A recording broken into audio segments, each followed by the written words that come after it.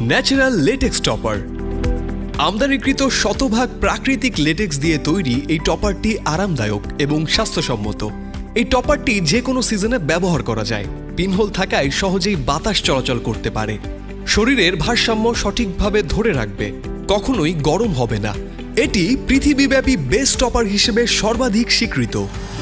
Memory topper. আপনারা যারা premium এবং খুবই নরম টপার পছন্দ করেন তাদের জন্য আমাদের মেমোরি টপার।